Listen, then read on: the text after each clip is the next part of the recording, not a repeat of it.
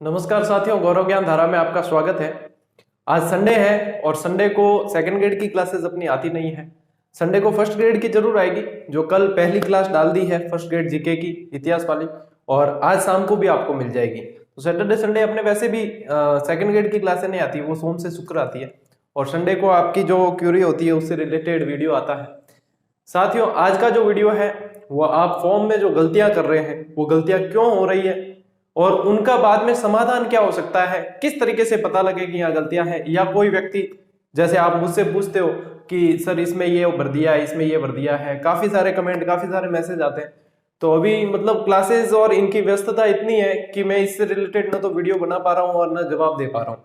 तो इसीलिए आज का वीडियो बनाया। सबसे पहले तो हम देखते हैं कि ये गलतियां हो रही क्यों है, गलतियों का कारण क्या है। देखो, हमारे जो सबसे बड़ी जो गलती होती है ना, एक तो यह है कि विद्यार्थी की जल्दबाजी ही उसके लिए समस्या बनती है, वही सबसे ज्यादा घातक है। और विद्यार्थी का जो सबसे बड़ा गुण है धैर्य, बार बार कहता हूं मैं, हर बार कहता हूं, सबसे बड़ा गुण है धैर्य। उसको पता नहीं ये गुण ही नहीं, ये शील गुण है, लेकिन उसको पता नहीं कहाँ खो बैठे हैं सारे विद्यार्थी। धीरज में तो समझते ही नहीं है, और उसी का परिणाम होता है कि ये गलतियां होती है। अब गलतियां, ये जो धैर्य की जो आप क्या समझते हैं कि आपके ये जो एग्जाम है, आपका ये जो सिलेक्शन है, ये सिर्फ आपके ज्ञान की परीक्षा है? बिल्कुल ही नहीं है। ये आपके ज्ञान के साथ साथ आपके धैर्य की परीक्षा है, आपके शील गुणों की परीक्षा है। जब इस चीज को समझोगे ना, तभी आप इस पे खरे उतर पाओगे। क्यों? अपनी गलतियों का दौर, अपनी जल्दबाजी और अधीरता का दौर जो है वो कहां से शुरू होता है? 10वीं के बाद से ही शुरू हो जाता है। पहले हम अधीर होके कोई भी स्ट्रीम चुन लेते हैं जिसके बारे में हमें जानकारी नहीं होती, या तो दोस्त देखकर चुन लेते हैं कि दोस्त ने ये चुनी है, फिर ले लेते हैं। वहां पे एक तो क्या है, हम धैर्य नहीं दिखाते। वहां से फिर बाद में जाते हैं कॉलेज में, कॉलेज के बाद में फिर बाद में जैसे ग्रेजुएशन कर ली, फिर पता नहीं होता है, फिर वहां वापस अधीर हो जाते हैं क्या करना है क्या नहीं। कुछ मार्गदर्शन की कमी और कुछ अपनी जल्दबाजी। फिर वहां से चलिए कोई बात नहीं, अब आते हैं कंपटीशन पे। कंपटीशन में जैसे ही आते हैं तो वहां पे जल्दबाजी करके आधी किताबें ये पढ़ते हैं, आधी ये पढ़ते हैं, 2-3 परीक्षाओं की तैयारी करनी शुरू कर देते हैं। मान लीजिए एक ही परीक्षा की कि फॉर्म आ गए और फॉर्म भर रहे हैं, तब वहां पे जाके फिर ई मित्र वाले के वहां पे हम जो करते हैं जल्दबाजी। कुछ तो मान लेता हूं मैं परिस्थितियां होती है, और कुछ मान लेते हैं कि जैसे कोई ई मित्र वाले हैं तो वो भी जल्दबाजी करके भर देते हैं, और कुछ अपनी जो है सजगता नहीं रहती, इस वजह से गलतियां होती है। क्यों होती है गलतियां? क्योंकि हमने विज्ञप्ति को समय देकर पढ़ा ही नहीं। हमारी जैसी आदत है, जैसे कोई भी वीडियो है तो उसको स्किप करके देखते हैं। क्यों? आदत पड़ गई है ना। जो व्यक्ति समय दे रहा है उसके प्रति भी हम समय नहीं निकाल पाते, उसमें भी जैसे जल्दबाजी करते हैं, फिर वो जो महत्वपूर्ण चीज होती है वो रह जाती है। आप खुद अपने ऊपर देखना कि हमने अभी तक ध्यान से पूरी विज्ञप्ति एक एक पॉइंट पढ़ा है क्या। यदि पढ़ा है तो उसके अंदर आपको सारी चीजें क्लियर है। तो मतलब सारी चीजें जो होती है, विज्ञप्ति जब आती है, जैसे हम वीडियो बनाते हैं तो हम विज्ञप्ति पढ़ के बनाते हैं। हम कहीं से दूसरी जगह फेसबुक या इस पे पूछ के तो बनाते नहीं कि भाई इसमें क्या है, इसमें क्या है। विज्ञप्ति पढ़ते हैं, उसको समझते हैं और उसके बाद में बताते हैं। यही कारण है, आप भी ये समझ विकसित कीजिए, विज्ञप्ति को पढ़ना सीखिए, उसके अंदर सारी चीजें लिखी हुई है। दूसरी बात कि वहां पे अधीर हो गया, वो जब ये मित्र वाला हमें कह भी देता है कि इसे फॉर्म, मैंने देखी है ये चीजें इसलिए बता रहा हूँ, वो कह भी देता है इसे चेक करो, अरे रेडी है यार, थे भरियो जन मैं देखियो है, हाँ एक एक चीज देखी है, रेडी है, बिल्कुल सही है, ओके कर दो, ओके करवा देते हैं। कैटेगरी वगैरह सब एक बार वापस 2 बार देख लो ना, क्या फर्क पड़ता है। जब इतनी आपने तैयारी की है, आपको इतनी उम्मीदें हैं, तो उसको फॉर्म को समय क्यों नहीं देते आप उसको 2 बार 3 बार चेक करो कि भाई ये सही भरा है, नहीं भरा है, गलत भरा है, इसका आगे क्या होगा। मतलब वहां पे जो 10 मिनट 15 मिनट एक्स्ट्रा देने होते हैं, उसके चक्कर में आप कम से कम 10-15 दिन, कई बार तो महीना खराब कर लेते हो, फिर पता लगाने के चक्कर में कि ये गलती हो गई, इसका सॉल्यूशन क्या होगा, कैसे होगा। मान लो सॉल्यूशन कोई बता भी देता है कि बोर्ड के कार्यालय में जाके करवाओ या वो करो, तो आर्थिक बहन तो मतलब आपका आर्थिक भार तो बढ़ेगा ही बढ़ेगा, लेकिन सबसे कीमती चीज जो आपका समय है वो कितना जाएगा। तो सबसे पहली चीज तो वहां पे ही आपने गलतियां कर दी, वहां अधीरता न दिखाई होती, धैर्य से काम लिया होता, वापस 2 बार चेक कर लिया होता। 15 मिनट का इन्वेस्टमेंट था और उसके चक्कर में फालतू की परेशानी मोल ले ली। तो ये इसके बाद में क्या होता है कि वापस संशोधन करने का अवसर भी मिलता है, उस समय भी हम सजग नहीं होते, उस समय भी नहीं करते हैं, पता नहीं किस उसमें रहते हैं हम, भ्रम में कि पता नहीं क्या है क्या नहीं, वहां भी नहीं करते। फिर वापस जब फाइनल क्या, अब तो काउंसलिंग के लिए फॉर्म भरवा रहे हैं, अब तो इसके बाद तो सिलेक्शन है सीधा, तब हम जागते हैं कि अब कोई हमें बता दे कि कैटेगरी कैसे चेंज होगी, या अब मैंने यहाँ पे ये गलती कर दी, या मेरे अभी तक जो है मार्कशीट में नाम में मिस्टेक थी, या कोई चीज दूसरी मिस्टेक है, तो अब उसे क्या करें। तब एंड टाइम पर फिर क्या है, प्यास लगने की समय आप कुआं खोदोगे, तो उसमें क्या फायदा होने वाला है। ये चीजें जो है पहले की जाती है, इस बात को समझें आप। फिर मतलब मान लो कि कहीं मेरे चैनल पे है या व्हाट्सएप पे कमेंट कर दिया या पूछ लिया, अब मान लो कि वहां घंटा पर जवाब नहीं मिला, 2 घंटा जवाब नहीं मिला, सिर्फ मेरा नहीं कह रहा हूं, कहीं भी सब जगह यही कंडीशन है, 2 घंटे जवाब नहीं मिला, तो या तो क्या होगा, व्हाट्सएप नंबर है तो व्हाट्सएप पे कॉल करनी शुरू कर देंगे धड़ाधड़, या फिर क्या होगा, धड़ाधड़ मैसेज कर देंगे, या फिर क्या होगा कि वहां से जवाब नहीं मिला, मेल पे जवाब नहीं, फेसबुक पे जवाब नहीं मिला, व्हाट्सएप पे जवाब नहीं मिला, यूट्यूब, मतलब इर्द गिर्द से चारों तरफ से, और उसमें आपका समय कितना जाता है। इससे बढ़िया होता है कि आप विज्ञप्ति को पढ़ें, हेल्पलाइन नंबर पे कॉल करते हैं, हालांकि आजकल हेल्पलाइन नंबर भी इतना व्यस्त रहता है कि वहां से भी सही जवाब नहीं मिल पाता है। विद्यार्थियों की अधीरता की तो क्या बात करूं, जैसे टेस्ट सीरीज अपन ने चालू की, ठीक है, अब टेस्ट सीरीज में रजिस्ट्रेशन करना है, बिल्कुल व्यवस्थित तरीके से होता है, ठीक है, कोई इश्यू नहीं है उसके अंदर, लेकिन विद्यार्थी क्या करते हैं, सर इनवैलिड ईमेल आईडी बता रही। अब इनवैलिड बताने का काम क्या है, कारण क्या है कि कई चीजें हमने देखी कि उसमें विद्यार्थी सही लिख ही नहीं रहे, जीमेल की जगह जिमली और मतलब जीमेल ये लिख रहे हैं, डॉट लगाना है, .com की जगह .com लिख रहे हैं, फिर बाद में फिर वापस आएगी, फिर इनवैलिड बताएगी, फिर उनको इतना तकनीकी टीम समझा कर फिर कहती है कि इसको भैया ध्यान से एक बार लगाओ, एक अक्षर ऑटो फिल वाला आता है वो मत करो, आप खुद लिख कर लगाओ, तब फिर बाद में वही मैसेज वापस आते हैं, हाँ सर हो गया।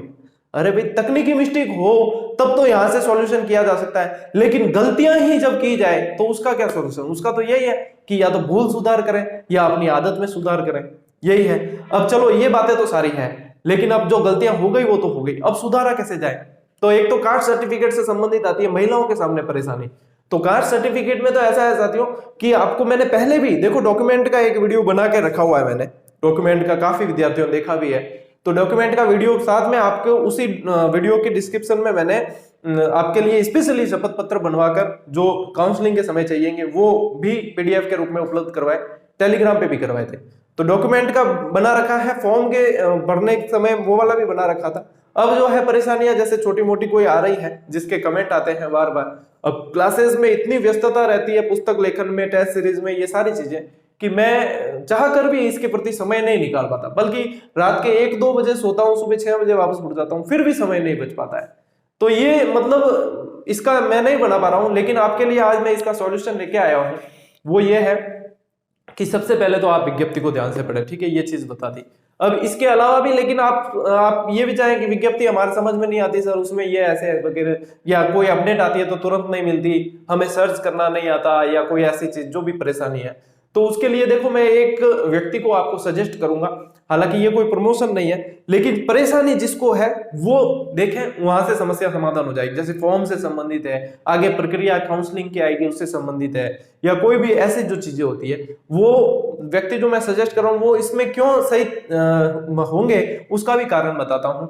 वो व्यक्ति है, मेरे मित्र ही है वैसे, रामावतार जी सेसमा नाम है उनका, और अपनी कलम अपनी आवाज नाम से यूट्यूब चैनल बना रखा है उन्होंने, बहुत बढ़िया काम करके, और ये सारी जो चीजें हैं हर छोटी मोटी अपडेट भी वो देते रहते हैं वीडियो बनाकर, और पूरा पैटर्न समझाते हैं। अब वो क्यों सही तरीके से बता पाते हैं इस चीज को, देखो इस चीज को वो ही बता पाएगा एक तो जिसके पास में अनुभव है, जो इसकी समझ रखता है, और दूसरा ई मित्र वाला बता सकता है। तो वो इसलिए बता पाते हैं कि वो एक तो खुद अध्यापक है, अनुभव तो उनके पास में है ही, दूसरा कि उनके भाई का ही ई मित्र है, तो वहां पे जो समस्याएं आती है वो तो वो बिल्कुल अपडेट रहते हैं, और अपडेट रहते हैं उसी हिसाब से वो विद्यार्थियों को बताते भी है। मैं भी देखता हूं कई बार, मुझे अच्छा लगता है कि वे सही बता रहे हैं, सही मार्गदर्शन कर रहे हैं, और मैं हमेशा वही व्यक्ति सजेस्ट करता हूं जहां पे सही जानकारी कम से कम मिले, भ्रमित ना हो विद्यार्थी, और कोशिश भी उनकी भी यही रहती है कि सही तरीके से जानकारी मिल सके। तो आप वहां पे जो है, ये जैसे आपके आवेदन में गड़बड़ हो गई, या आवेदन में क्या भरा है, कैसे भरा है, या कोई भी जो भी इस फॉर्म से रिलेटेड है, काउंसलिंग की प्रक्रिया है, या कोई भी ऐसा आप जो चाहते हैं जो मैं नहीं बना पा रहा हूँ, और मैं तो क्योंकि क्लासेस देखो इतनी ज्यादा हो गई है अभी व्यस्तता कि वो है, फिर वापस आपके लिए टेस्ट सीरीज के लिए भी वर्क करते हैं रात दिन, तो ये सारी चीजें रहती है, तो इसमें ये सारा मेंटेन नहीं हो पाता है, दूसरे वीडियो नहीं बना पाते हैं। तो आप रामावतार जी को देखिए, अपनी कलम अपनी आवाज से, वो लगभग आपकी जो है समस्या का समाधान वहां हो जाएगा। अब जो मैं कह रहा था कि महिलाओं के लिए कास्ट सर्टिफिकेट का है, तो कास्ट सर्टिफिकेट मैंने पहले भी वीडियो में बताया था कि मायके से बनता है ना, तो मैरिज सर्टिफिकेट भी लड़की वालों के वहां से बनता है, और कास्ट सर्टिफिकेट जो होता है वो पिता के नाम से बनता है, मायके से ही बनता है। क्योंकि इसके पीछे कारण ये होता है कि मान लो किसी महिला ने अंतरजातीय विवाह करके कैटेगरी का लाभ उठा लिया और 2 साल बाद शादी छोड़ दी, तो नौकरी तो है, नौकरी तो वापस जाएगी नहीं। तो इसलिए ये नियम बनाया गया है कि उसका जो कास्ट सर्टिफिकेट है वो पिता के नाम से ही बनेगा, यानी कि उसका मायका जो है वहां से बनेगा। तो इसमें तो कोई संदेह है ही नहीं, और ये स्पेशली विभाग ने अलग से जारी करके भी बताया इसको कि यहाँ पे ये चीज होती है। तो इसमें आप बिल्कुल ही मतलब संदेह न रखें, और ये मायके से बनता है, इसको क्लियर कर दें अपने दिमाग में, और मन में मतलब डाउट रखना भी नहीं चाहिए कोई भी इससे संबंधित। फिर वैलिडिटी तो है इनकी 6 महीने है, ओबीसी एसबीसी की 6 महीने मानी जाती है, एमबीसी की 6 महीने रहती है, और ईडब्ल्यूएस की वित्तीय वर्ष रहता है 1 साल। तो वहां पे आपको ये सारी चीजें मैंने डॉक्यूमेंट वाले वीडियो में बता रखी थी, ठीक है। इससे लेकिन बार बार फिर से यही सवाल आते हैं, क्योंकि या तो विद्यार्थियों ने वीडियो वो देखा नहीं होता है, या फिर देख भी लिया होता है, मान लो स्किप कर करके देखा होता है, तो समस्याएं वहीं की वहीं रह जाती है।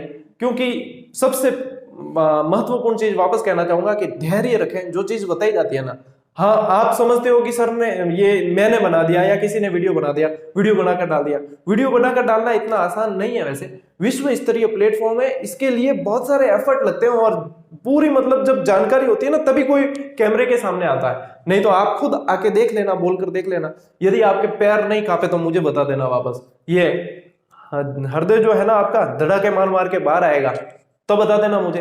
तो मतलब जो व्यक्ति आपकी हेल्प कर रहा है, आपको अच्छा लगता है, कोई भी चैनल जो आप देखते हो उसके बारे में, मेरे बारे में नहीं कह रहा हूं मैं, तो वैसे ही आपको तो अच्छा नहीं भी लगेगा, तो यहाँ तो पूरी क्लासेस मिल रही है, तो वो मेरे बारे में नहीं। मान लो कोई भी व्यक्ति, कोई भी जिसे आप यूट्यूबर कहते हैं, तो यूट्यूबर आज के दौर में यूट्यूबर बनना ही सबसे कठिन काम है।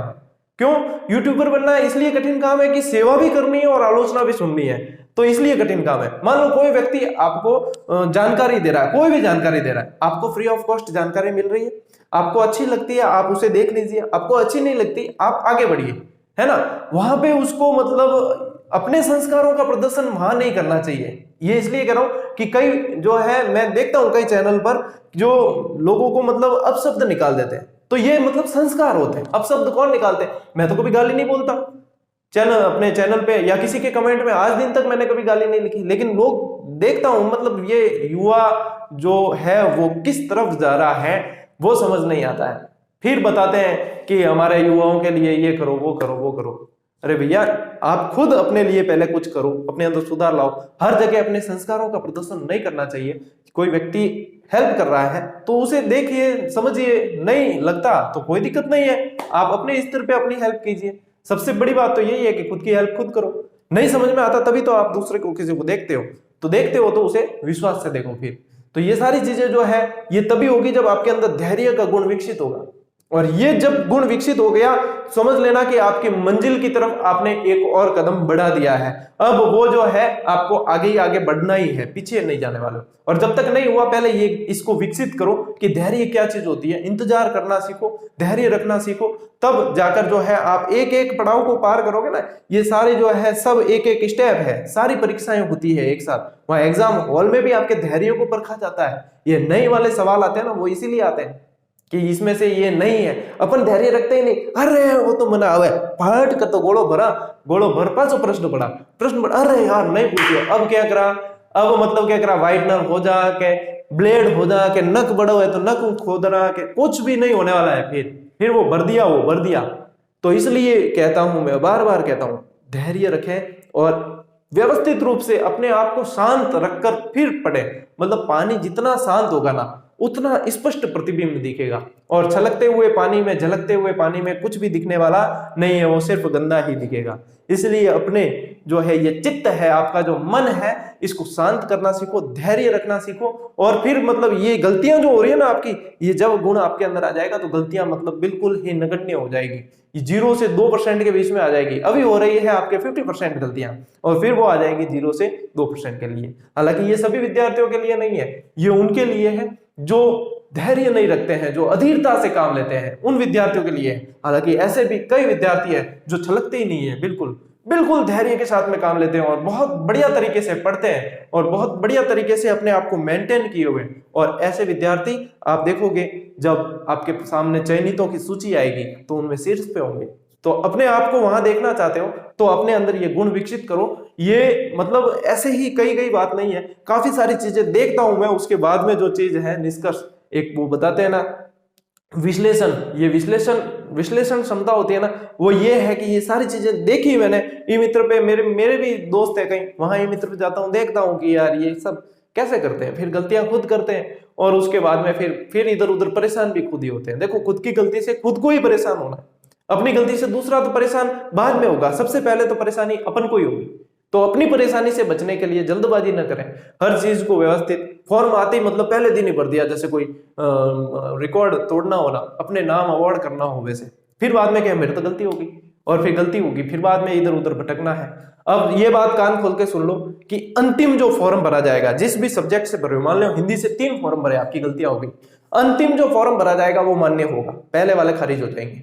एसएसटी से भरा है, अंतिम जो मान्य होगा वो अंतिम जो भरा होगा वो मान्य होगा, इस बात को ध्यान रख लेना। लास्ट में भी आपने अगर फॉर्म भरा है तो वो मान्य होगा, पहले वाला मान्य नहीं होगा। आप ये मत समझना कि जिसमें जो सही मैंने भरा है वो ले लेगा, विभाग को नहीं पता है सही कौन सा है, सही कौन सा नहीं है।